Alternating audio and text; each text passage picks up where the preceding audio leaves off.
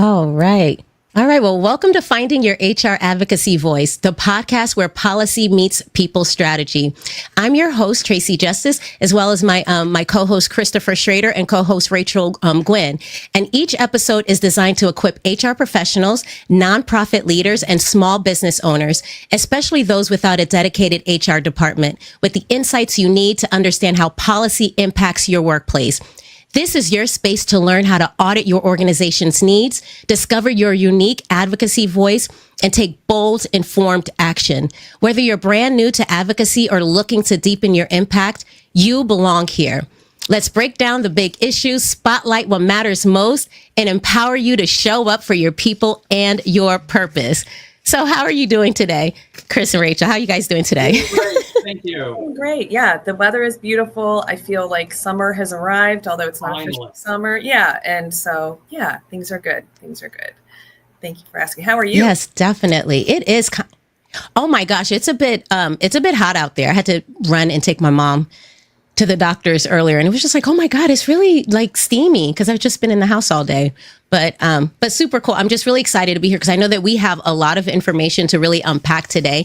But before we do just that, I do want to make sure that there's the disclaimer that comes on right before we get on here. So definitely make sure that you look at the disclaimer and realize that, we're not here to provide advice or how to help you.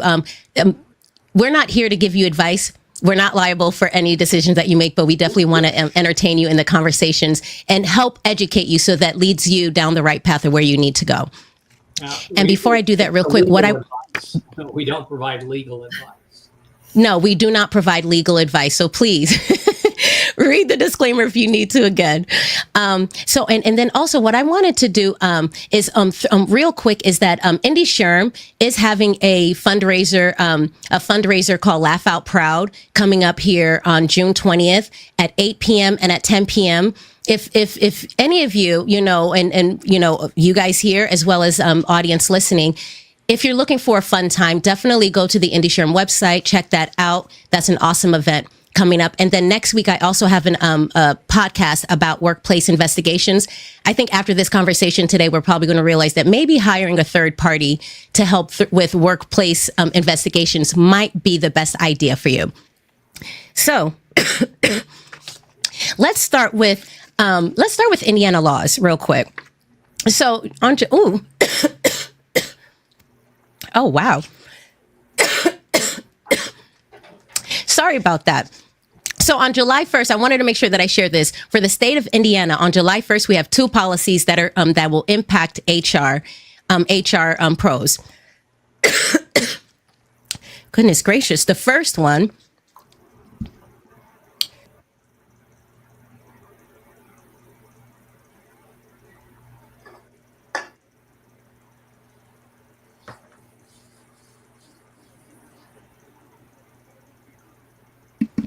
Oh my gosh, I'm just having a bad coughing fit right now. Do any of you guys know what the two policies that are coming into play in July? If you can kind of get that started for me, if you don't mind. Absolutely. Chris, do you want to run? So I'll pick up. Yeah. So we were tracking a lot of legislation at the beginning of the session, and these were just a couple of the bills that made it across. Most of the bills we were tracking didn't, which is not unusual for legislature, especially in a budget year. Mm-hmm. Right? So every 2 years, the legislature is really focused on getting the budget done, and it tends to suck all the oxygen out of the room, especially near the end. So it's not unusual at all for bills to pass the House, but not like get out of the Senate in time to go to the other side. But we had a couple of bills here move through. Yes. The first bill to talk about is the one that creates the right for employees to be able to take time off to meet with their sons or daughters teacher when those sons and daughters are on a specific learning plan, right? Yes. referred to as what is it again? What do they refer to him as, Tracy? It's called the school conference and meeting leave requirement. Right. But is so it's like an educational. But I mean, is it just any meeting with a teacher for any reason, or is it restricted? Well, if you don't mind, I'm going to read this real quick then. It's Senate Bill 409, establishes mandatory unpaid leave entitlements for employees attending educational activities related to their children. It's effective July 1st through July 1st of 2029. Really interesting that they have an end date on that. The law applies universally to all employers, including sole proprietors, corporations, partnerships, limited liability companies, state agencies, and political subdivisions with no minimum employee threshold or length of service requirement. And they even have the leave entitled covers conferences and meetings for employees' biological, adopted, foster, or stepchildren. And employees are limited to one attendance conference or one IEP meeting per calendar year, and must provide at least 5 days advance notice to employers. Right. So it's basically one day, right? That you pick. And so it's super comprehensive, right? I mean, that is literally meant and intended to basically offer that benefit to just about every single employee they could possibly think of, right? So it's super expansive. But where the limit comes in is one time a year, right? One time a year. Yes, one time a year. But why would they have a cutoff date? What sense would that make for it to end in 2029? The cutoff date was again, what did they say? July 1st of 2029. July 1st of 2029. Well, I think it's interesting, and I could be wrong, but there are discussions at the federal level right now about removing the IEP process. Now, there are statutes that govern that process that would have to be repealed. And so I wonder if that's not taken into consideration when looking at this statute, because it may not be that they're going to completely repeal the state statute, but they may modify it if that IEP process is retracted. Right.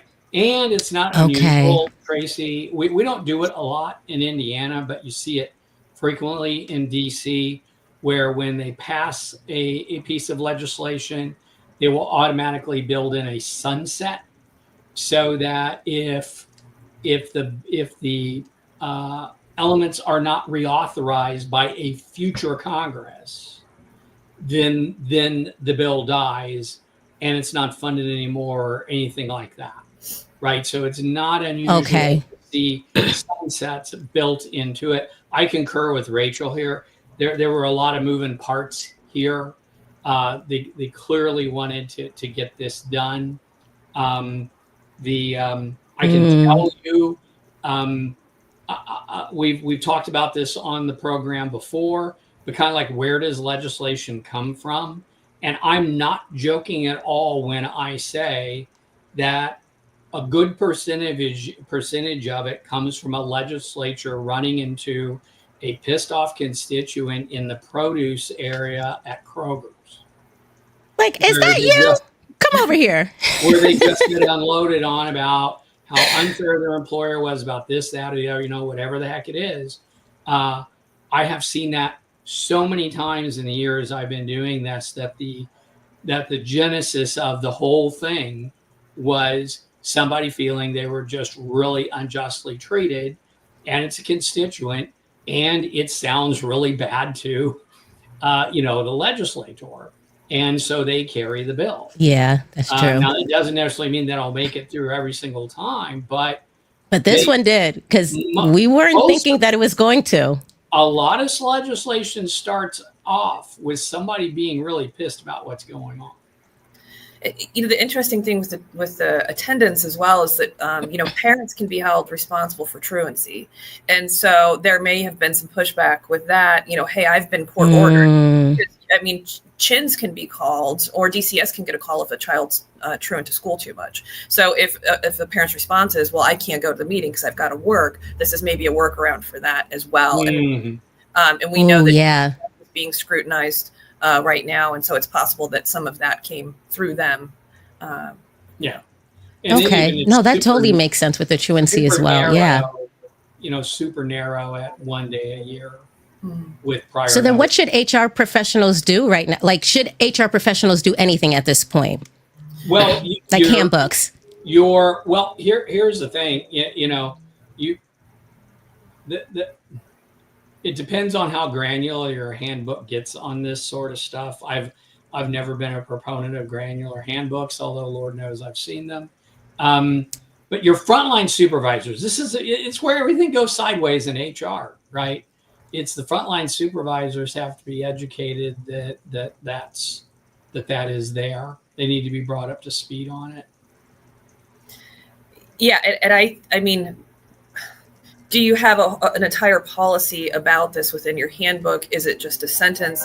I think to Chris's point, the most important thing is just that your team knows this is a requirement, and we cannot be punishing people, giving them points, writing them up, whatever the reprimand system is for taking that day. I mean, I'm curious to know, though, this is one of the first times that we have a mandatory leave, in the state of Indiana. Unpaid. Okay. Unpaid still, but just like a required leave. At the state level. Okay. That impacts all employers across the state. Right. So it is a big deal. Again, and we talked about this last time, what's next? Where are they going with this? Because this is the first, but it's, we're seeing it in Michigan, Illinois, all of our neighbors are starting to do it. Are we next? I don't know, but it kind of opens that door. And the fact that they're now willing to put some of these burdens on employers that they haven't been willing to do in the past, I'll be interested to see how, where I see it, where I see some of this coming from, and Tracy, you alluded to it, is that especially on the Republican side of the caucus, right? And let's face it, in a state with a super majority of Republicans in both houses, that makes a difference, right? So how the caucus feels about an issue makes a difference, because that means they have a weight to actualize it. So historically, we know that caucus has been very reluctant to mandate anything for any employer under. That's why this means something whatsoever. Yeah. Right? We know that, but we also know that an animating feature within that caucus, as it pertains to public education and kids, is the right of the parents to be involved. Right. This started out during COVID, but this has become a very hot issue in the Republican caucus across the entire country. Right. And so you have this odd nexus point of this, we got to get parents involved concern running up against, well, wait a minute, what about the employers? Because all this school stuff is going to happen during the workday for most people. Right? If you're second or third shift, maybe not. But for a lot of folks, day shift is where it's at. And you talked about school choice, and things like that. I project you're going to see continued movement on that in Indiana. Now, I don't think we're going to get where Iowa is or has been, or Texas is, where interesting money to follow the child, right? I mean, that's how they do it. But I don't think we'll see that in the next legislature. But that's you to Rachel's point. You usually, this is just usually something you'd never expect to see the Republican caucus getting behind. Wow. So this sets precedence for sure.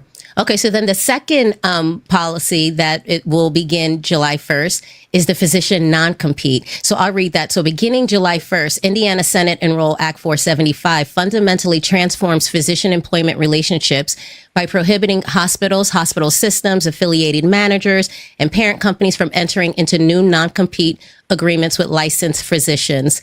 The law specifically prohibits employers from preventing physicians from practicing medicine with new employers, imposing financial penalties based solely on physicians' decision to continue practicing with a new employer, requiring employer consent for new employment, or implementing indirect restrictions that effectively limit physician mobility. What are the thoughts there? This is the exact legislation, almost word for word, Tracy, that we tracked in the last session, right? And now I have particular insight into this one because I'm the chair of the Healthcare Policy Committee. That's right. That's right. Chamber, right? And so this bill has been coming for a long time, right? So to put this into perspective, the backdrop of where this comes from is that, bluntly put, Indiana has the highest hospitalization costs of our surrounding states, but we do not have the highest we do not have the highest paid physicians, and we do not have the highest paid nurses. And so what the state legislature had, both parties, right, so that's the other thing. This is really bipartisan. Are looking at the hospitals going like, okay, so what's going on? Independent commission, the Indiana Chamber sponsored an independent study by Milliman. This is like 6 years ago, where Milliman laid out categorically where all this stuff was going sideways. This hospital started coming under a lot of pressure. They said, well, look at it. They did nothing. They said, when are you going to do something about it? They said, we'll get around to it. Finally, IU Health says they have it as a 3-year goal, and they make crawling progress. The legislature gets angrier and angrier and angrier, right? And physician non-competes are one of the ways that the hospitals have been extraordinarily successful in keeping physicians nailed down, right? And not moving and into competing healthcare systems and things like that. And all of them had basically pretty much the same MO. The doctor would come in, they'd be hired. I'm not going to name a healthcare system. It doesn't matter because they all let's not. They would all run the same game, right, without deviation. So it's a great opportunity. Here's this non-compete. And the non-compete usually stated that, at the end of 3 years, this will, this non-compete will end. And the physician would sit there thinking kind of like, okay, cool. I work here for 3 years and I'm a free agent after that, right? I can go work wherever I want. And then what the hospital systems would do in year like 2.5, come along and do something like, we're giving you a pay increase, or we're changing your job duties or something like that. And here's your new non-compete that runs. And lock you in. So you in essence became almost like an indentured servant, and about the only way to leave. And if you left, you had to leave like the whole state. And that's that's sad, that geographical portion of that non-compete. So that just set the legislature's teeth like on edge, right? And so they told and they've been hammering the hospitals on costs nonstop. This has been going on for like 6-7 years. And on that committee, I have been warning the hospital systems, because on the committee I'm on, most of the hospital CEOs are on that committee. There are government affairs people on that committee. Every single big health system in Indiana is on my committee, right? Fun times. Okay. And I have been saying for the better part of a decade, you got to fix this. You got to fix this. You got to fix this. You got to fix this, because if you don't, then the legislature is going to fix it for you, and you aren't going to like the way they fix it, because they're not going to be surgical, no pun intended, about it, right? They're going to start swinging the hammer of the law. So this bill, remember, showed up last year, okay? And it originated in the Senate, and it passed the Senate, and then the Indiana Hospital Association, which is the most powerful medical lobby in Indiana, bar none, right there with the Indiana Chamber when it comes to stroke in the legislature.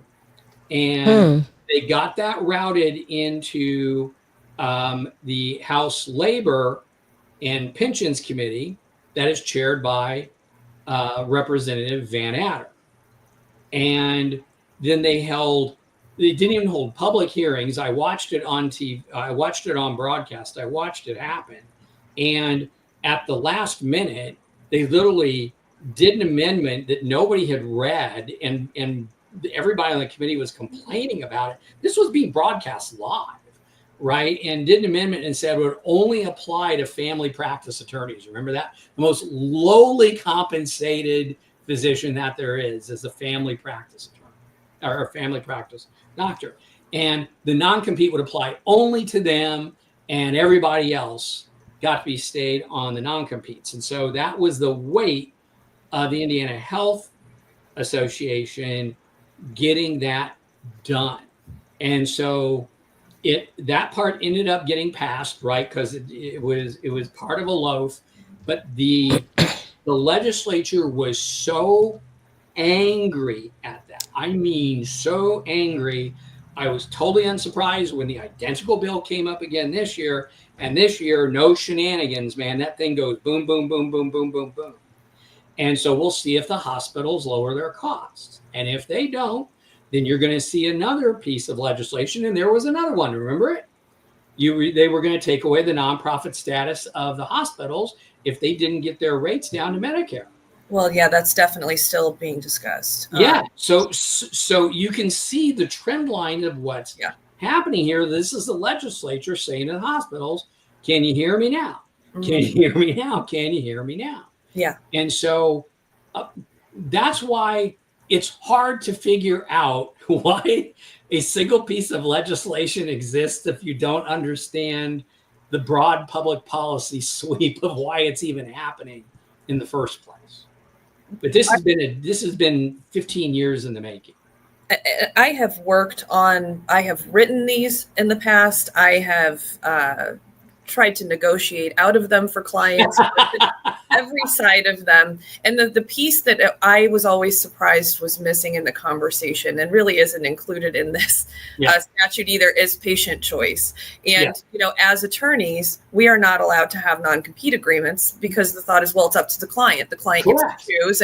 And so I've always thought it was a little ironic that legal services were prioritized over healthcare services in that relationship with your physician, which is obviously can be much more intimate. Well, part of the challenge, I hear exactly what you're saying, and that has come up a lot, right?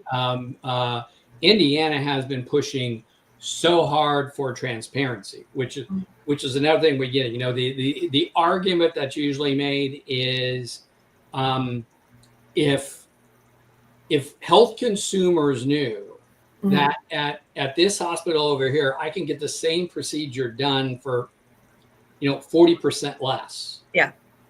Conceivably, I would do that. And I would say before the Affordable Care Act, that kind of consumer discretion was certainly possible. Yeah. And that's not really the case now. Because of a lot of the components in the Affordable Care Act that put a lot of standards in place that health plans needed to meet, they were what I called the go big or go home provisions. They really faded monopolies is what it did. And so as a result, you now have basically, for all intents and purposes, 3 health systems and a smattering of, 3-4 independent hospitals of any materiality in Indiana that control everything. And so you as the consumer are limited really to the system that you're in. Yeah. I have to be careful what I say because I know you're an attorney. I represent one of them. Yeah, So, I'm not restrained. yeah. So I just treading lightly there. Right. But again, just patient choice. I personally, my daughter's pediatrician, I think she was 16, was subject to a non-compete. And so I live in Fort Wayne. Warsaw is about an hour away, and he had to go that far. And we traveled to see him because, example.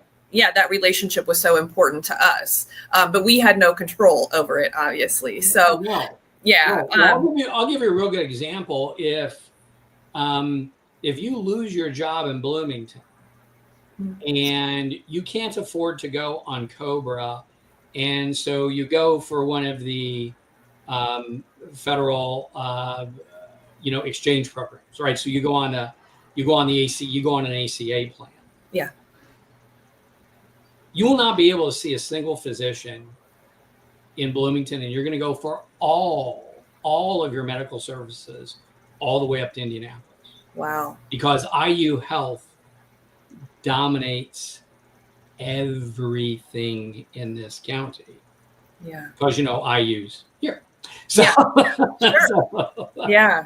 Wow. It's like that all across the state where you just have these big dead zones of choice where I'm so sorry. Thank goodness you had the wherewithal, Rachel, and the relative freedom as a practicing professional that you could drag your way all the way to Warsaw. But just think about people of lesser means. Oh, absolutely. Yeah, and that's the state writ large. Yeah. Yeah. On the grander scheme of non-competes, yes, and what we went through recently with the potential ban of them, my recommendation to my clients has been to stick to the non-solicitation of customers, because and now that's not going to apply here, but in other traditional private sector settings, the goal is typically to prevent them from taking your customers. That's really what you're hoping to achieve in the non-compete. So why not limit it to that, to avoid getting yourself into a situation where a statute comes through, eliminates the non-competes. But from an HR perspective, and this was what I was up talking on the Hill all of last year when this legislation was being crafted, and I was totally ineffective in persuading either Senator Braun, then Senator Braun, or Senator Young of my point of view on that. And so from an HR perspective, when it comes to non-competes, there's a whole nother layer to this when it comes to succession planning in organizations. So when you're doing succession planning, you're basically pre-selecting, and it's not guesswork normally. I mean, you have a sense of people who might have what it takes to move into executive positions in the future, and you don't want to lose them. And so you start developing them, and that development investment takes all kinds of shape and form, right? Different assignments, maybe different education, connection building, network building. And there's a whole pastiche of things you put together that over the course of time get you to the point. So when the company needs a new CEO, needs new executives and things like that, bang, these people are here, ready now to go, and that's it. But that is a large investment over many years to get people to do that. And so normally those people will have non-competes, because if you walked away, imagine I trained you how to be a CEO and you're like, thanks very much, I'm now cutting my deal over here and going to this other company. Those typically fall away if you're not selected, right? So I'll use PepsiCo here as an example because they're legendary for this. PepsiCo never hires a CEO from the outside. I mean, like never, ever, ever, ever, ever, ever. And they have one of the most renowned succession planning development programs in the country. Everybody loves it when they are going to have a CEO change at Pepsi, because Pepsi's going to have 4 people who could get that job. And the board's going to pick, and 3 people are going to be released from their non-competes. And now all the other companies can jump on them and get a fabulous CEO. Yeah. So when Pepsi says the CEO is retiring, all these companies are going, thank God. Now they're pricey. You got to buy them off the open market, but they'll get released at that point, right? Mm-hmm. They're scot-free to walk, and that's it. And so those non-competes are that way. Oftentimes what mid-sized companies will do, because they don't have bottomless pots of money, they will draw in clawback provisions into these arrangements. And so not only can you not leave, but if you break that and you leave, then you need to write a check. Mm. Right. And so this cuts across all different levels of corporations. And so I was trying to get the folks in DC to not do the baby in the bathwater thing, because I said from the beginning, nobody at Jimmy John's should have ever had a non-compete, right? I'll stipulate to not putting non-competes on sandwich makers, okay? But don't throw the baby out with the bathwater, because how companies will react to this. Well, HR already knows this. What they would say is this: okay, we have this exposure that we didn't have before. We legally can't close it. So instead of offering these opportunities to like 9 or 10 people, we're going to pick 3 or 4 right now, and that's just going to be it. Mm-hmm. Because we have to cut our risks. Mm-hmm. And it ends up screwing people out of opportunity, which is not what the law is intending to do, which will 100% happen. Yeah, I think that, sometimes I just see them implemented arbitrarily, and they really do limit people who should not probably be limited. I completely agree, in which case I say take them to court. They're going to lose. Yeah. Yeah. And I mean, and that's where they're just litigated so frequently. Really. Well, they should be. So much tension and frustration. And so again, I'm just right now with my clients saying, like, do we really need that non-compete? Is that, if this is that valuable? That's right. That's right. Yeah. Or can we limit that to non-solicitation that we know isn't going to go away? The legislature's not going to impact that. We're protecting your clients for at least 2 years. And, does that get the job done for you? Well, I always wrote them to be very narrowly tailored, because most of my employees were in Indiana, and judges in Indiana do not like non-competes to begin with, right? Because I don't dispute that they're baseline restraints of trade. Okay, I don't dispute that in the slightest. And so I wrote mine super tight. Like I said, the non-compete was, you can't go to work for direct competitors. And I always gave an example list. I said, this is not to be exhaustive, but this is an example who are direct competitors, both to let the employee know and to give a judge guidance as to what the heck I meant by competitor. Define competitor, for Pete's sake. And then don't make them for years. Yeah. Don't make them for years and years and years. After one business cycle, we know they do this in professional football all the time. You trade a player, you change your signals if they go to a team. Yeah, right.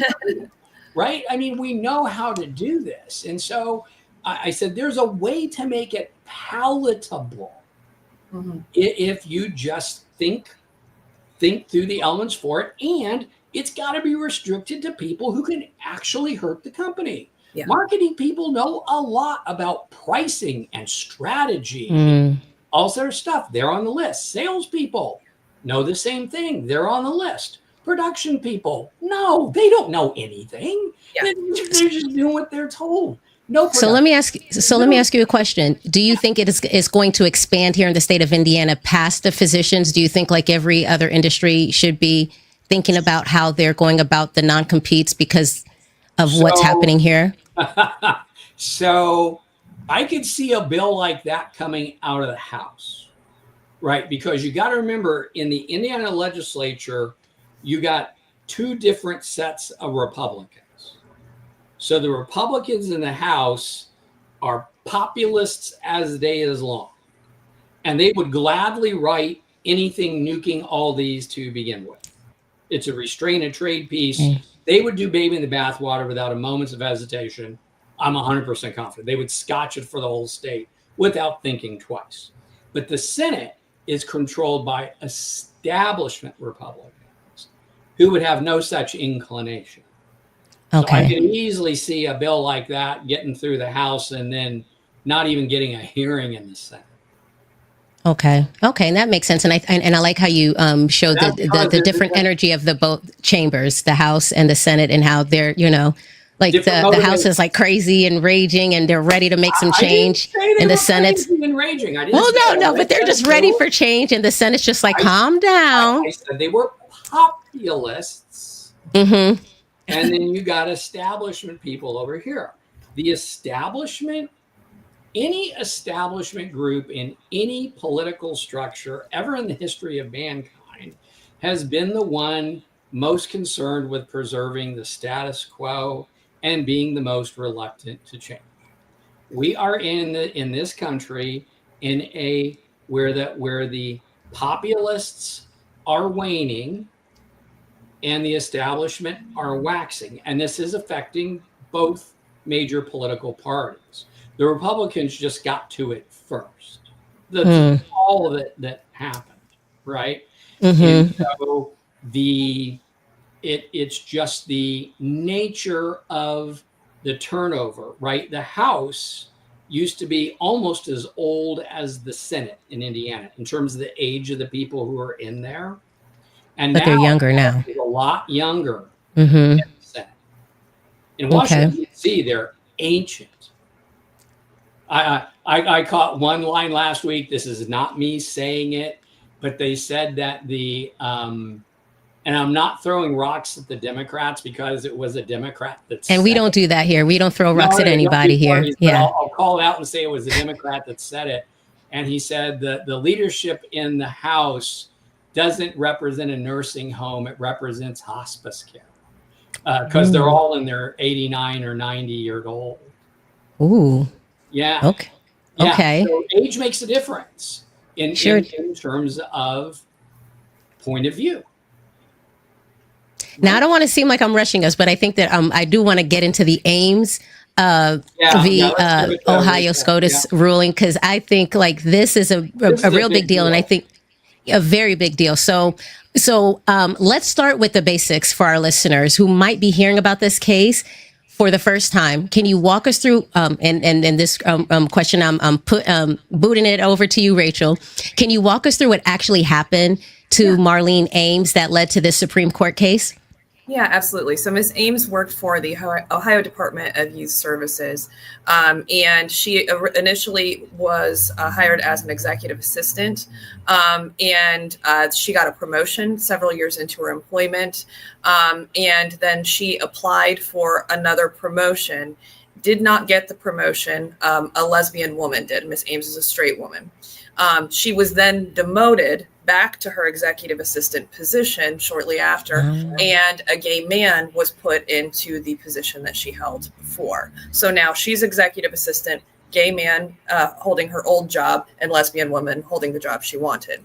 Okay. So she sued the Ohio Department of Services. It went up to the Sixth Circuit, and the Sixth Circuit applied the test that they use in that circuit and said that the background circumstances weren't such that they believed they could justify that a majority employee, a white woman who was straight, and in that case, they viewed as a majority as opposed to not being, and I say white, I shouldn't have brought race, this isn't a race case.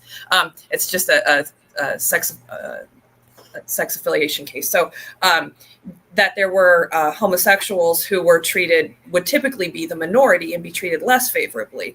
And so in order to overcome that hurdle to be in the majority, and that often is race, whether you're white or a man or straight, You have a harder hurdle to get past to prove that discrimination. And so in the Sixth Circuit, they call it like background circumstances, and it must be substantial to show that someone in the majority has been discriminated against. They don't apply the same standard that they would for someone in the minority. Here in the Seventh Circuit, I was mentioning earlier, they say something has to be fishy. If you're going to prove that you're white and you've been discriminated against, or you're straight and you've been discriminated against because you're straight, right? So this then went up to the Supreme Court, who unanimously agreed that this was the improper standard. The Title VII does not allow for discrimination, period. So no heightened standard for the majority, and that is inappropriate. This is something that they have talked about in the past, but it have not felt heard. And so they were very clear in this decision, and even cited to Bostock, a recent ruling. Yes.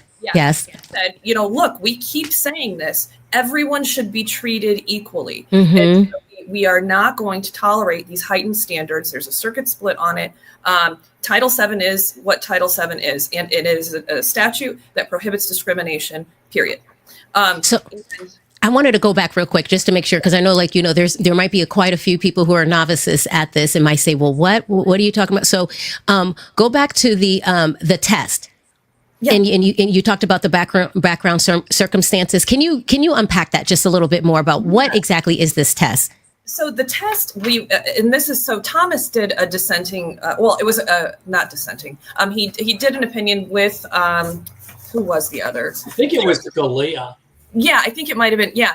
And it was in concurrence, but then it went on to talk about this test in its entirety. We call it the McDonnell-Douglas test, and it's a burden shifting framework. And the first part of that test is that you have to show you're a member of a protected class. So we are all members of a protected class, right? And that's because Title VII gives us that ability, regardless of whether we're in the majority or the minority. We are.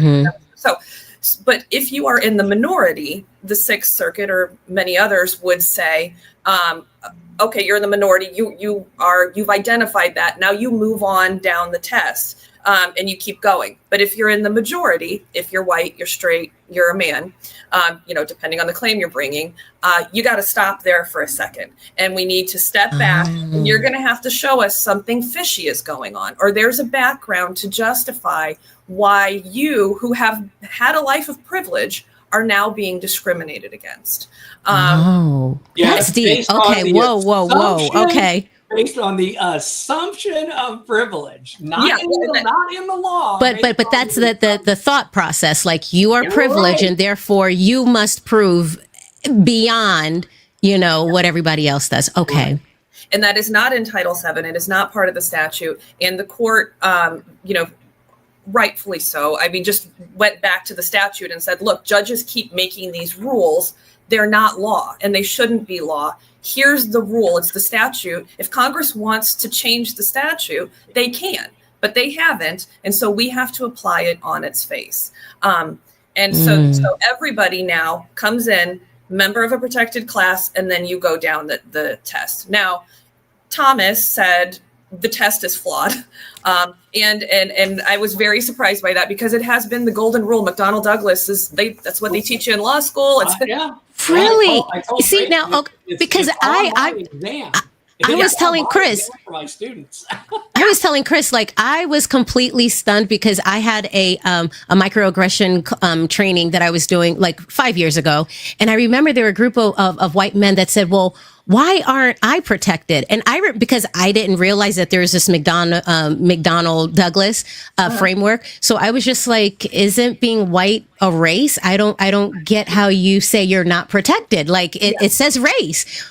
But this was very enlightening to me. And then real quick, I wanted to throw out, so when you said majority, so majority, so I did a little bit of research on the majority. So majorities are considered what? Heterosexual, white, or Christian. Okay. So, which I thought was really interesting. So I know that we kind of said, white woman, but it's not necessarily white woman, right? It's just heterosexual. So it could be a black woman, and she wouldn't necessarily go, she wouldn't fall under the race. She would fall under the heterosexual majority. Depending on the claim, because frankly, Miss Ames is white. I don't know that. Miss Ames could be a Black woman. Right. So she could be, because I don't know either. I didn't look her up. Yeah. So Yeah, that's true. But Yes. because she's Because that wasn't the claim, right, because it was a sexuality claim, then Yes. that's the only thing that matters. So, Right. and I think you and I, when we spoke on the phone, Tracy, for the first time, we talked about the paradigm shifts that we're going through right now as a society, where we are eliminating the concept of majority and minority. We're eliminating equity and replacing it with equality. There are so many of these terms that we have used as attorneys, as HR professionals, and we're really having to reconsider what those mean and how we apply them. And so this decision is a great example of that. At the end of it, Thomas said in his concurrence that practitioners, what does he say? Litigants in lower courts are free to proceed without the McDonnell-Douglas framework. And what he's done, in my opinion, and what I think HR professionals should be aware of when understanding Ames, is that it makes it easier for people to sue you and succeed because McDonnell Douglas made it very hard. It made it hard, to get through. It created extra hurdles for people in the majority. Those have been eliminated now. And in the Seventh Circuit, we've already had a decision that basically said you can use McDonnell Douglas, but we're going to take the evidence as a whole. We're no longer going to distinguish between direct and indirect, and that's Ortiz v. Warner. And it makes life a lot easier for practitioners. But I think people should buckle up and for additional charges of discrimination, because the other thing that's happening is, we've now got this additional guidance or outline from the EEOC talking about what to do if you're discriminated based on DEI at work. The EEOC is louder than they've ever been, in my opinion. They have more relevance. They're issuing these Q&As on how to manage through these situations. And so I think there's a whole lot more litigation that's going to be coming for people of all colors, all genders, all of that, I think. The only thing the EEOC is not doing is investigating any claims having to do with homosexuality or transgender. Transgender, yeah. So thank you for even bringing that up. Okay, so then you mentioned Bostock v. Clinton County a little bit ago. So I think that what was confusing me with even looking at that, because when we look at the way that Title VII is being interpreted today, we're no longer looking at the gender identity. We're only looking at the biology, right? Sex biology, the biology of sex, or however I need to put the word together. Now, so because I know that nobody should be discriminated against, but how specific? I guess I'm still trying to make that connection between Bostock, because it seemed like it was more on the gender.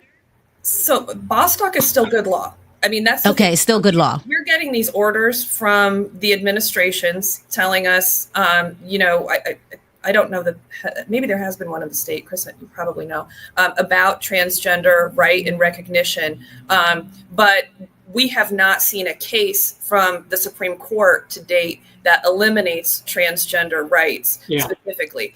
Okay. So the EEOC is not investing any energy into investigating these claims, but they are still viable claims. So what's going to happen is someone who is gay and believes they're being discriminated against based on that is going to file their charge of discrimination or because they're transgender, and the EEOC is going to say, here's your notice of right to sue. And then those people can go straight to the courthouse and file their lawsuit. And Tracy, that's a requirement of them to be able to proceed. Yeah. Okay. Right? Yes. So yes. The EEOC is just saying that they're not going to do it. You go collect $200. You're just go ahead. Avail yourself of the civil.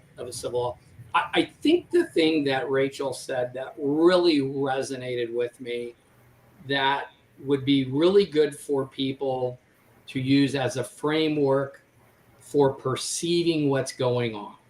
And that is the difference between equality and equity. So let's talk about that. So, okay. So I can't What I will do, Tracy, I will there was a video. We could send it to anybody who was watching. There's a video by Thomas Sowell.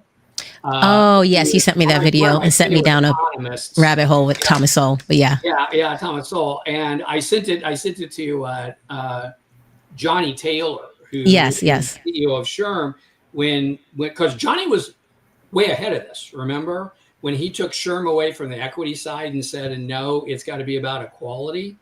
Johnny was a year and change ahead of everybody on this. But there's a fundamental distinction between the two, okay? And the most basic way to think about it is equality is really focused on equality of opportunity, not equality of outcomes. Mm-hmm. Equity is focused on outcome, right? So when you look at the job protections in the U.S., if you practice global HR like I have, if you look at conceptually how the U.S. looks at this sort of thing, we're like nobody else. Okay. In the United States, the greatest protections an employee or a person typically has is in the application and the selection process, not so much after that, right? But if selection is going on, and in the particular case we were just talking about, that was involved, right? That was the person trying to get another job. That was selection. In the United States, legally and culturally, going back to the founding of the Republic, what gets us wound up is when someone is unfairly denied a shot, a chance, an opportunity to do something. So the analogy I always use is we want you to be able to come to the plate to be able to have a chance to hit the ball. And nobody should take the bat out of your hand if it is indeed your turn to swing. But if you strike out, that's on you. We don't care. That's equality. Okay. You had a shot. It turned out the wrong way. You could have hit a home run and been the hero. But either way, that comes down to you. So we'll protect that. After that, it's all you, right?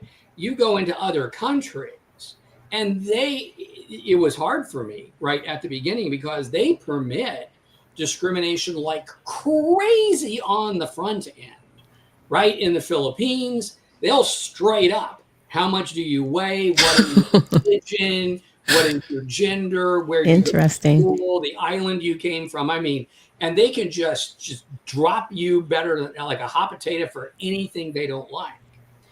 But once you're hired, good luck getting rid of them. It's almost impossible to fire somebody once they've been hired, because in those cultures, it is about protecting. Oh, you said the rice bowl. Share that. Say that rice bowl. I learned that in my operations in China. You never break another man's rice bowl. Meaning, take away his job, you take away his right to eat. So you don't break another man's rice bowl. So we look at things radically different in the United States when it comes to what we're trying to protect. Okay. And so if you go down the equality side, that's about saying getting a shot. Shouldn't be denied that. But we're not going to do any analysis after that and say, okay, if this many people came up and tried it and this many failed and they were in this race and therefore that determines that discrimination occurred. Now we're into Griggs territory, right?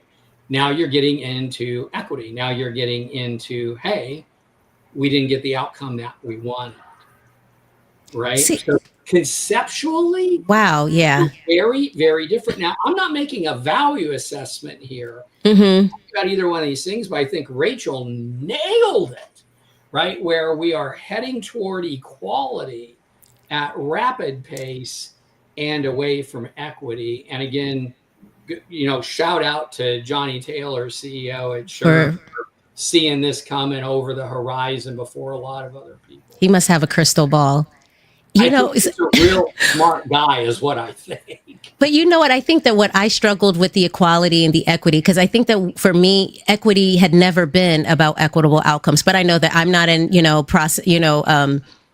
litigating any of this. So then, not really understanding how litigators or in the courts are looking at this. But to me, it always been equitable opportunities. How do you meet people where they're at to make sure that they have the opportunity, to be able to compete as opposed to equitable outcomes? That's an entirely separate time. And how our society has typically dealt with those things are public investments into creating foundations for those kids who might not otherwise get the opportunities that could be availed to them. Now, are you guys okay going till 5:30? Because I apologize. I think that we went a little bit. Are both of you guys okay, or we can end? I haven't faded out yet, so I'm okay. And Rachel, you? I got a few more minutes in me. Yeah. I would just add to your, the baseball analysis, with respect to equity. The bat is the same size and weight for everyone. The ball is coming at the same speed, regardless of whether you've played baseball before, regardless of if you're tall or short or any of those things, And so the equity would be, we would give them maybe a smaller bat for smaller hands, and now we're saying you get the same bat. Everybody picks that bat up, and we're basing the judgment on how far that ball goes. And so. And I think it's going to be hard to adapt to for people who have been trained professionally for decades. Yes. To focus on how big is the bat? How do I help this person hit the ball farther? And that's illegal right now. That's becoming illegal. And so whenever that's used in the context of, race, gender, anything like that. And I think, some of my clients we've talked about, well, what about socioeconomic status? Is that something that I can focus on to try and maybe get around this if I really do want to be equitable as an employer? And I say in response, well, is that going to create a disparate impact? Which is a legal term that sometimes isn't intentional, but the outcome is perhaps, a certain race is going to benefit from whatever that program is. And now we've gotten ourselves into trouble. So are you saying paying people more when you say the socioeconomic? No, I'm talking about. No, that wasn't what you were saying. Yeah, with less advantages. And maybe they need a lighter bat. Maybe they need a little more help getting up to speed because they haven't had the privileges that some of the other people in the disparate impact analysis, Tracy, it doesn't take motive into account. Okay. Right? You're just looking at pure outcomes. And Rachel brings up a very good point. When I grew up playing tennis, and in the 70s, everybody wanted to play tennis. Everybody wanted to play, and it was super competitive. Everybody went out for the team. Isn't that way today, but the high school team I played on, 65 guys would go out for 14 slots, of which only 7 were on varsity. And my family didn't have money, and I didn't have access to courts, and I certainly didn't have access to lessons and things like that. And so it was, it was a complete competitive process. You beat somebody, you move on, you lose, you're out, right? That's just how athletic competition worked. And so I had to get better. I simply had to get better. And so I started playing at different times of the day when the courts were available. That meant the weather was miserable. That's why nobody was out there, right? I got 2 jobs, and I paid for my own lessons, and I got my mom to drive me there on Sundays so that I could be taught by pros. And I finally made enough money to be able to buy a superior racket. And so I made it to varsity, right? That's just what it took to win, right? No, totally makes sense. I mean, I think I totally understand the shift from, equity, to equality, and how maybe I was looking at equity differently. But I think at the end of the day, depending on the experiences that you're experiencing in the workplaces, I think it's just time for people to just make bold decisions. And like, you can't force anyone to do anything that's going to support you. If you feel like you're being disrespected, maybe it's just leaving that organization. Because I am still having a hard time wrapping my own mind from the, because I still believe in equitable opportunities. And maybe not necessarily giving maybe a smaller bat, but maybe, understanding that maybe somebody, has a great person, they culturally fit within the organization, but they don't have that degree, or maybe they didn't have that management training or that leadership training. Is there a way that, employers can support people within the organization in that sort of way? But I think that calls for bigger scrutiny at that point. People might say, "Oh," pointing out very well, that comes with risks, right? Unless you offer the same opportunity to everybody. And so maybe that's what it is, offering opportunities so that everybody wins within organizations. So then what should HR professionals should be doing, right? Because, since there is this shift, and I think that maybe there's a certain bias even in our handbooks and the way that we do things that maybe, it's probably going to have to shift because of that mindset. What should HR professionals be doing? Should they be pulling out their employee handbooks? Should they be looking at their job postings? Should they be reviewing DEI programs? Because I think Chair Lucas already said that if there's anything remotely close, on those different characters, well then, knock, knock, knock. We're coming on. I'm coming to your door. I will say that. I think the hardest thing for professionals here, and Rachel, I tell you, you're slaying tonight. You said it best. It's a mind shift. Yeah. We've had most of our professionals. Just by virtue of me being so damn old, I've been across the entire spectrum of how this practice has gone, but this is hard. Anybody that's learned to practice HR in just like the last 10, 15 years, you're literally going to have to relearn this piece. For me, it's just turning on the Wayback Machine. I'm just, oh yeah, sure. Yeah. 1982. Got you, baby. I'm good. Yeah. but days, right? Yeah. Yeah. I got the total framework. Sure. I can wrap my head around that, conceptually understand that. Yep. Got it. But man, if I'm atypical in the profession, right? Yeah.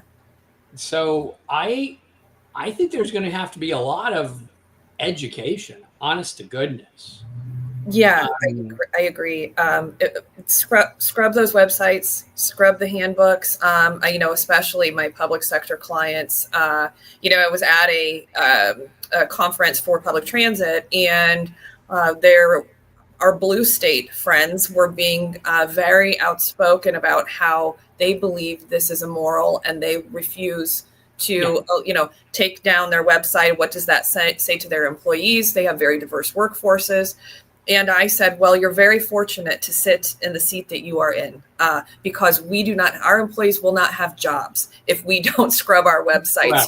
This isn't about what anyone thinks is right or wrong at this point for people in red states, because it's not just at the federal level, it's the state level too. And there's not going to be any support for people who want to stand on their moral high ground and, speak out against this, especially if you're taxpayer funded. So, there was some butting of the heads there, and they were kind of being indignant, and those of us in red states were like, oh, okay, tell me how that's going to play out for us then, So yeah, it's not a choice. I think it's responsible right now to go into those policies and call your lawyers. This is one of those times. If you're unsure, call your attorney. There's plenty of them out there that'll help you and give you this is not advice, but I think this is the right thing to do and talk to. Yeah. And you do need to get up to speed, and you owe it to your company to do this. One of the things I just hammer into my students, I'm sure they get sick of me saying this, but when things like this come up where you just scrub it, you don't need to drag bad facts into an argument that you could have affected. Right. And my tagline on this has always been, what you owe to your company is not to have them lose a case that a third-year law student could win. That's bad practice. Yeah, that's great. I love that. To kind of expound on that a little bit on the EEOC Q&A that they just issued, they're going so far as, they're kind of telling people how to bring a claim. Yes. Yes, they are. I felt the same way, Rachel. I was like, oh, this is pretty much helping people walk through the whole process. Like, yeah. It is, yeah. I'm saying buckle up, but they're going so far, and I think they're wrong. But they said that if you are brought into any kind of DEI related training or any training, and you are separated based on a protected class, so maybe they bring men in to talk about sensitivity to women, and that they've said can probably justify a hostile work environment. Now, on the heightened standard of hostile work environment, I don't think they're right. And they kind of walk it back a little bit later on and say, well, it might get you through a motion to dismiss, which I also thought was strange. I was like, why are we talking about the stages of litigation? But yeah, because they want to cause ruckus, right? Cause some fear. No, yeah, I can tell you exactly where that comes from, and this comes from the lifeboat exercise. Are you familiar with this one, Rachel? I don't know that I am. No. Yeah, my gosh! I told Tracy about it last. I was shocked because I didn't know that there were things like this. Yeah, so there's an organization here in Bloomington that's one of their staples. And so what they do is they create a lifeboat situation and they segregate people by race, and then the people of color are in there, and then the people who are white. When it comes for somebody to have to get out of the boat, the white people have to make their argument as to why they should stay, but they are the only ones that are permitted to leave. And so it's like a struggle session in a lifeboat. If you're familiar at all with Chinese, the Chinese forward. Yeah. And so it's the lifeboat exercise. And so they separate you right off the bat. And so that was a staple in a lot of the federal training. A lot of the federal training was you walk into the room and they just separate you like you're stepping onto Noah's Ark, and white people over here and people of color over here, and then over here are the bad folks and over here are the good folks, and then you just spend the 3 days of training just getting flagellated. That was a staple of federal training. Okay. This is all just shocking to me. I mean, that's the nexus of that particular. Okay. I mean, I was aware of other circumstances. I didn't know about that one. I knew. Yeah. Yeah. Oh my gosh. I'll have to look at this, but I could probably name every single one of the DEI exercises. Oh my gosh. That particular Q&A. Yeah. And I think that for me, what I had to process is that there are experiences that, people have experienced through this, both sides, but I didn't realize that there were, these, lifeboat, because I don't know the group that did it, the company that did it. So, I don't know what the intention motive. So I definitely don't want to, but oh my gosh, I don't think I could sit in a room with that, because that would make me feel very, very awkward, very uneasy. Because it's just like, what are we doing here? That was the whole point. So the oh my gosh, yeah, no, it's like Rachel, keep on going. Well, I guess so. With respect to in practice, again, what I'm telling my clients is it's equality, and so hopefully, generally speaking, you've already been treating everyone fairly and equally, because that's what we talk about. That's what I preach to them. We're documenting, we're following our policies fairly and equally. A lot of this does go into the hiring practices, trainings, and whether we had specific programs that were intended to help people who might be in a disadvantaged situation. So eliminating those and continuing to just do what you already do, hopefully, but be very intentional about it, because what feels like the right thing might not be now. What felt like the moral thing, going that extra mile for someone, for whatever reason, race, gender, it is no longer acceptable. And so stop it. Don't do it. And if you're unsure, again, call your attorney, because we're all learning together. This is one of those times. It reminds me of the CARES Act. I don't know, when we're going through all the alphabet soup of the FFCRA and all those great things, and every day it was something new and nobody knew was how. We're kind of in that right now.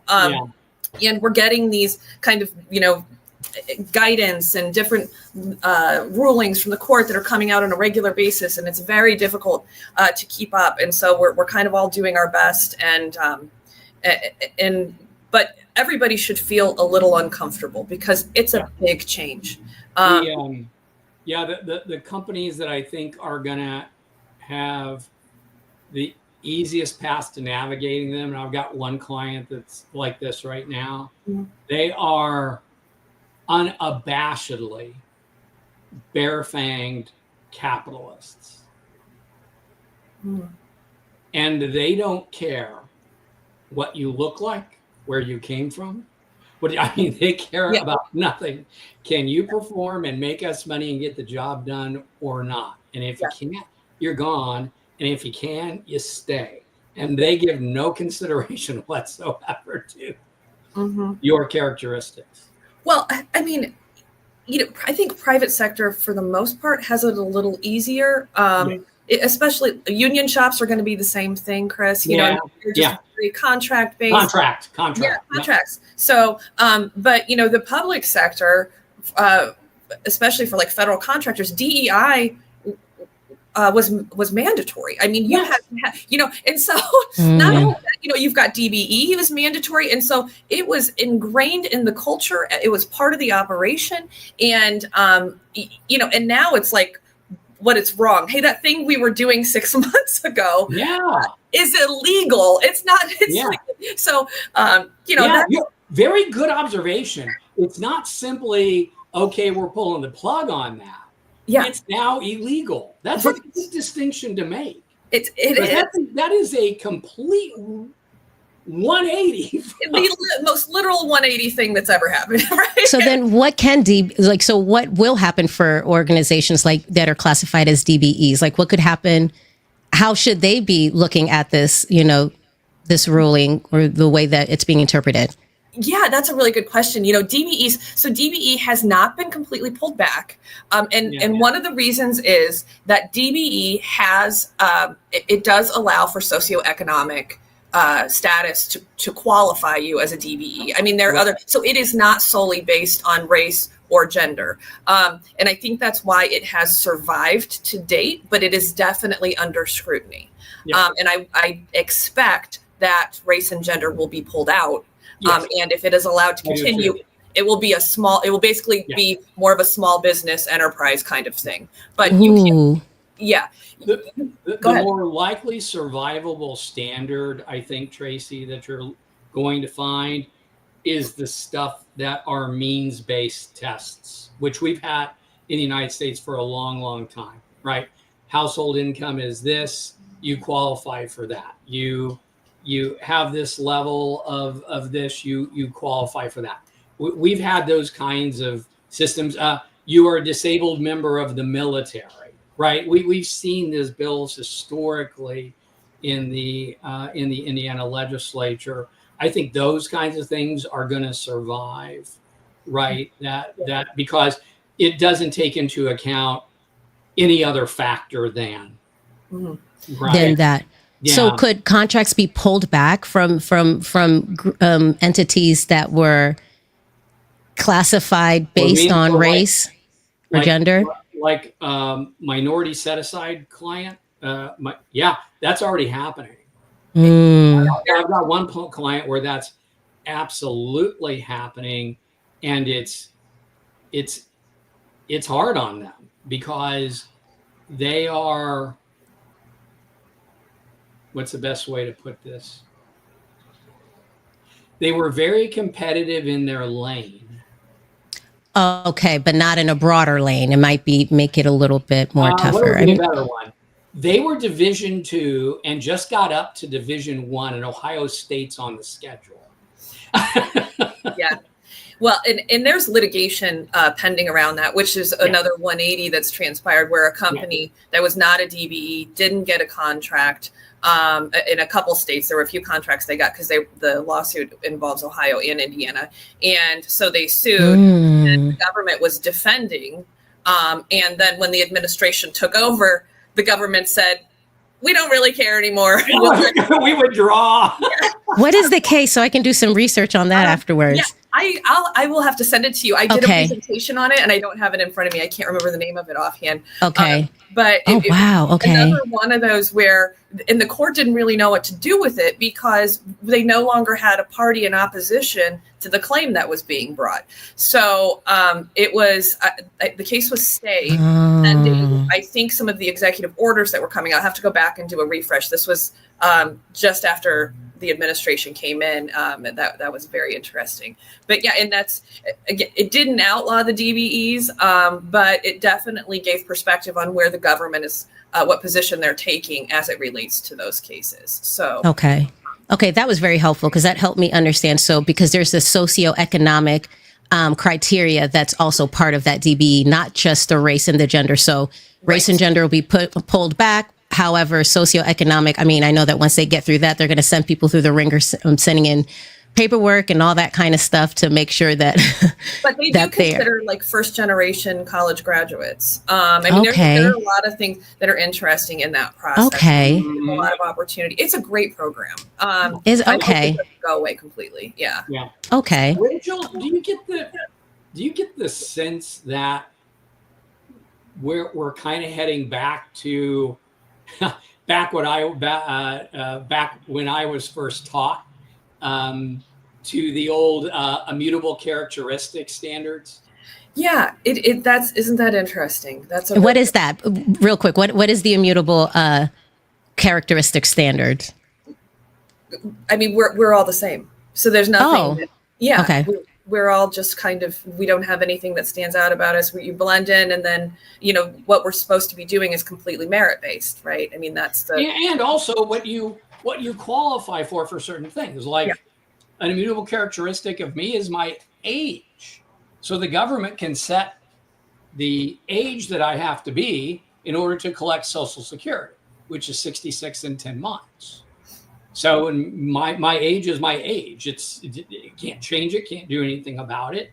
It just is, right? And so once I hit whatever point of qualification that the government has for that program, I'm in. It doesn't take any other factor about me into consideration but for that.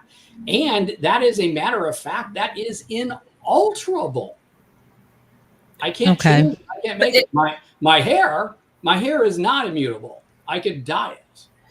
But and I mean, I think in the HR perspective, none of that's going to matter anymore. It's not, it doesn't matter if you're a man or a woman or you're white or black. Right. Yeah, that's just pure equality. Yeah, just treat everybody right. Like that's it. Like that's, I mean, it sounds fair. I mean, it sounds, but I'm realizing that the more and more I, dig in, it's just like, oh, wow, I didn't realize it was like this or it was like that. Okay. So is there anything else that we want to say about this topic before we move on? Because I want to give you an opportunity, Chris, to talk about the one big, beautiful budget. Is that what it's called? Is there anything else though, Rachel? I just want to be sure. No? I'm sorry. Oh, no, I think we're good. I mean, stay tuned, right? Oh, yeah. Rachel's going to be like 2/3 of the show for like the next 6 months for sure. But and that's right, because this is what this show is about, right? Like both of you guys are experts in what you both do. And I think, for me, I feel like I represent the people that are just like, I'd like to know, I'd like to understand. But then when you get around people who know as much as the both of you guys, sometimes you guys will probably just continue to have conversations and just kind of go off into the, into the yonder.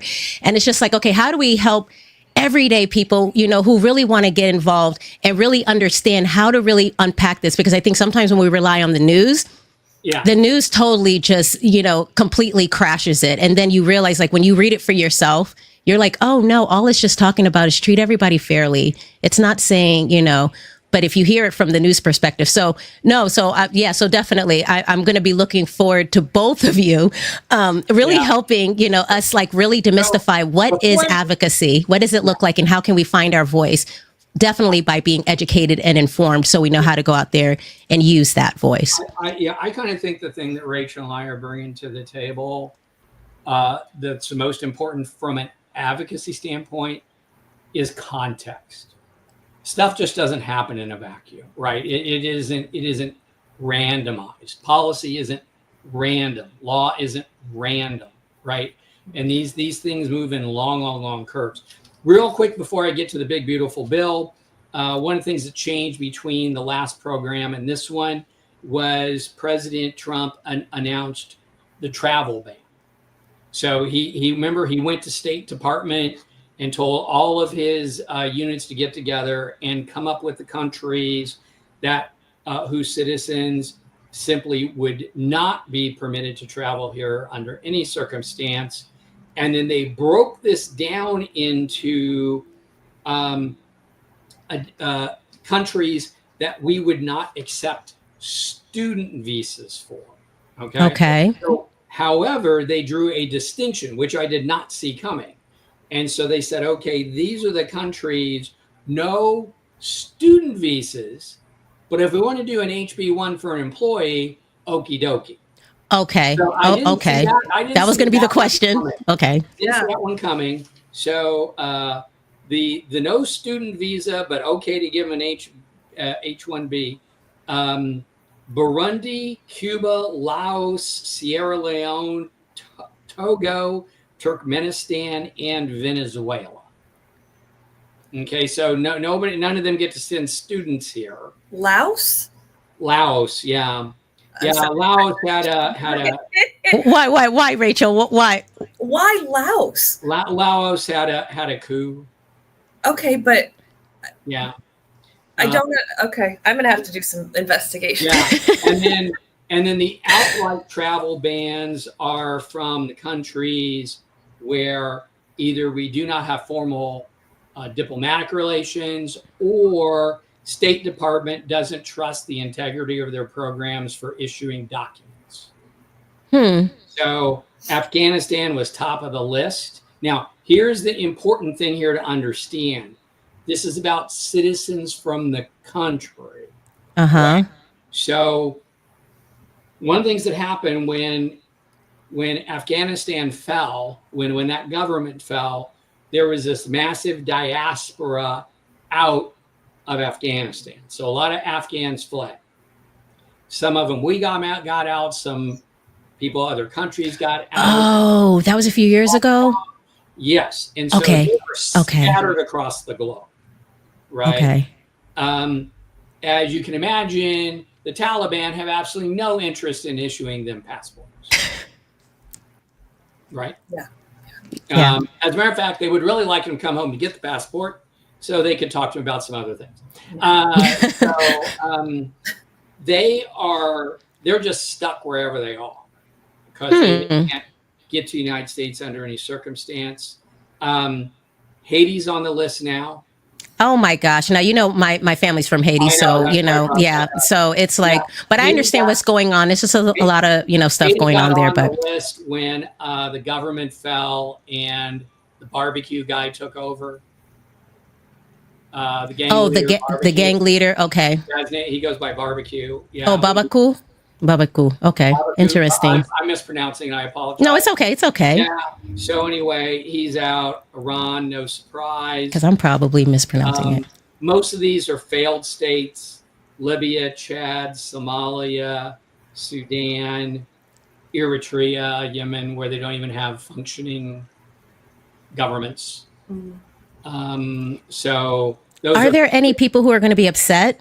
In particular about, the visas. Okay. The one thing that all these countries have in common is they didn't become a failed state overnight. It's kind of like Venezuela. Remember when Venezuela went down the drain? Everybody that had the money to get out of Venezuela did. So the rich people got out first, and then the middle class got out, and then the people that just had to walked. So when you finally get to the point where it's just actual failure and we no longer recognize your documents, you're still a citizen of that country. So the implication is it doesn't matter where you ended up, right? So let's say you're a Venezuelan doctor and you made it to Colombia, but what you really want to do is practice in the U.S. A hospital in the U.S. that would hire you. But you're a citizen of Venezuela. So you're kind of stuck in Colombia working for the Colombian hospital. Okay, because even though they're in Colombia, they have a Venezuelan, they're citizen of that country. Not the geography you are at this point in time. Okay. Interesting. Yeah. And my daughter grew up with 2 young boys. Well, they're not so young anymore. One's in college. Right. Their father was a Major League Baseball player from Venezuela, and he travels back and forth to spend time with his children. So it sounds like he won't be doing that anymore. No. Yeah. Wow. Interesting. So that was the big deal. That happened just a couple of like 5 days ago. Okay. Call out for HR professionals. If you've got on the travel ban side, not even H-1Bs are going to work. You can't. I'll put it this way. They can be here as long as their papers are good. Mm-hmm. But if they left and tried to get back, they couldn't. Mm-hmm. Even if their papers are good. Yeah, I don't care what your visa is. Mm-hmm. So you're good here. If you're here, you're good. But if you go, you're not coming back. If you're here and legal, you're good. Put it that way. Yeah. So on to the big, beautiful bill. So overtime is still in there, and tips are still in there at the level we talked about last time. Mm-hmm. So I'm getting more confidence that those are going to actually go through as is, which I wasn't projecting weeks ago. Mm-hmm. And I now am. Could be wrong. And what I left out entirely, my bad, was, and no smoke, I'm not making this up. This is not an editorial statement in the slightest. Okay, so you got me leaning in. These are the Trump investment funds. Okay. And so what this would do is the government would write a check for $1,000 right off the bat when a child is born.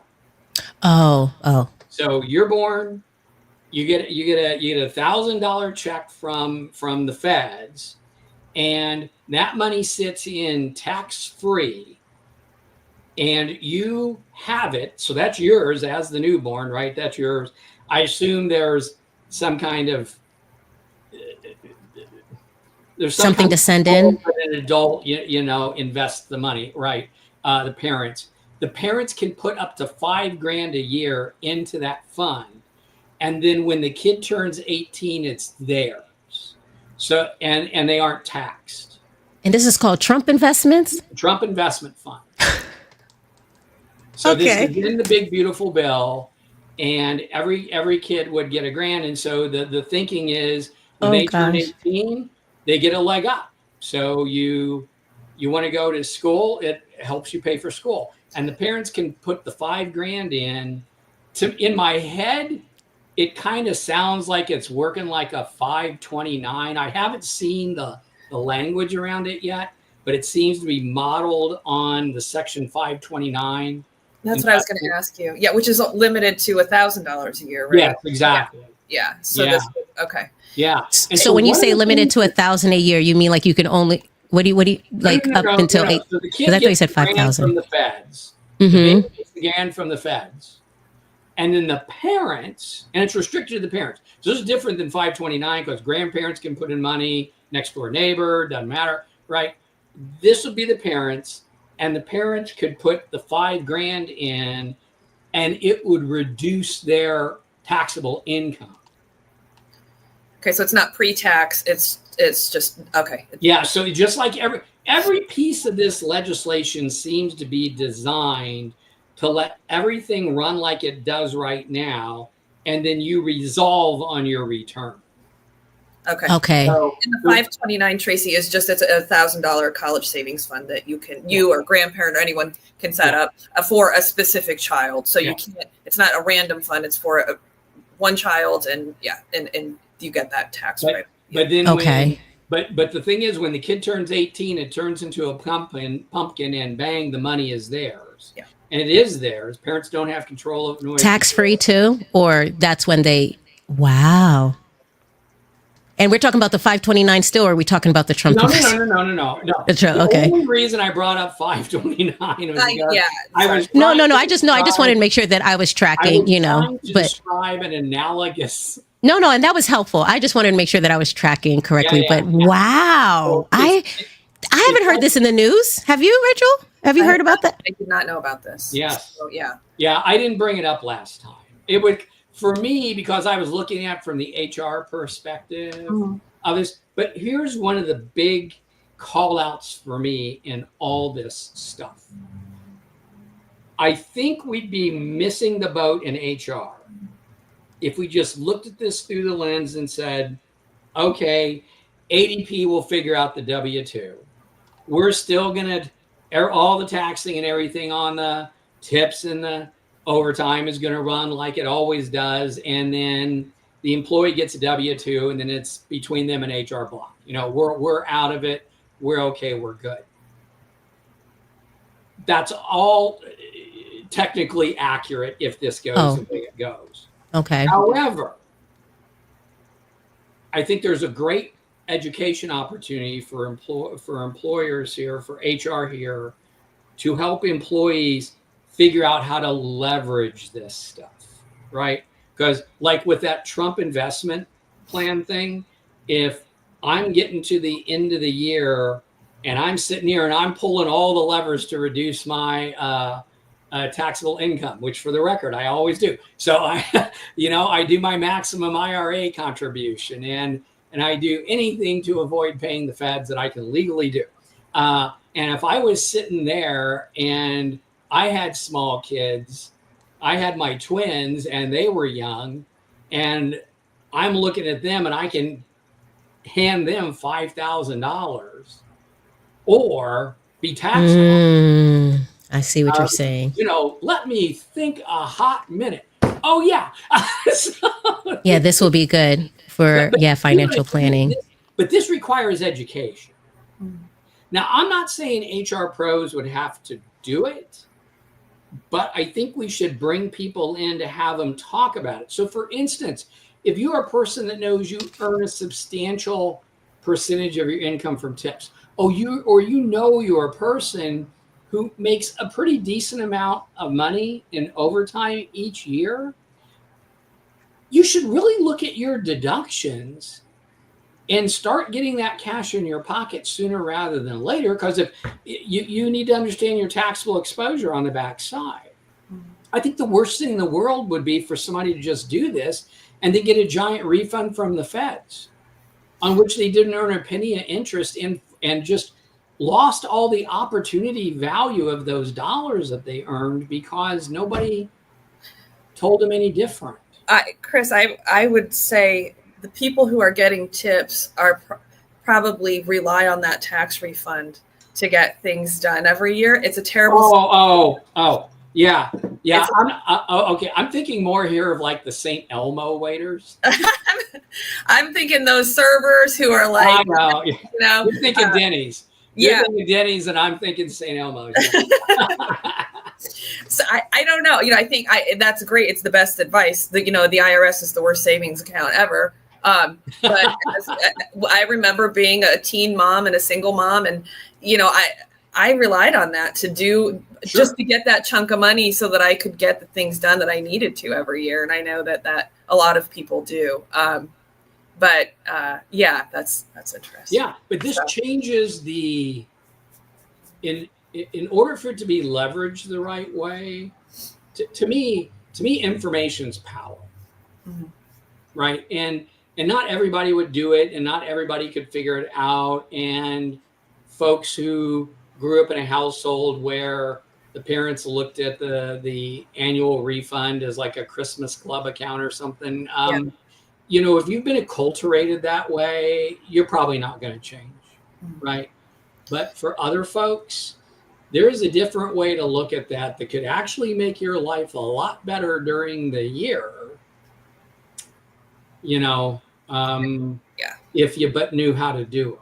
Well, and I digress a little bit, but wouldn't this be great to teach our children while they're in school so that they can learn more about finance. Honestly, it should be part of the K through 12, right? Yeah, like, I mean, curriculum on financial literacy. Oh my gosh. Goodness. Heaven forfend. Yeah.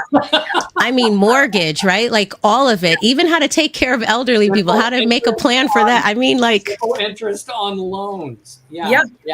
All of that. Okay, so I promise I said till 5:30, and I know we're like till 5:35. And so real quick, like, so I'm gonna, get ready to end us, but stay on afterwards real quick so that I can, see if we can do something to talk about the SHRM priorities. And then maybe we just do something for that here coming up soon, if that's possible. But, if we do that, guys, stay tuned for that. But is there any final thoughts before I wrap up today's wonderful conversation? Oh my gosh, I just love it. Thank you guys so much. Unprecedented times. We really truly are. This is, if it feels like a shock to your system, it's because it is. And so it's okay. It's going to be okay. We're going to be okay. But there's a lot of uncertainty, and you probably should have those instincts and feelings as you work through this. Mm-hmm. That's good. Yeah. Good for that. Chris, do you have any wrapping up words before? No, I would exactly concur. If you were just an average American, a subsistence level farmer in the middle of the country on December 6th, 1941, you had no way of knowing that 5 years later, the world would be completely different. Like in 2019. No, I'm just talking about the last time we, a paradigm shift where the United States wasn't the same.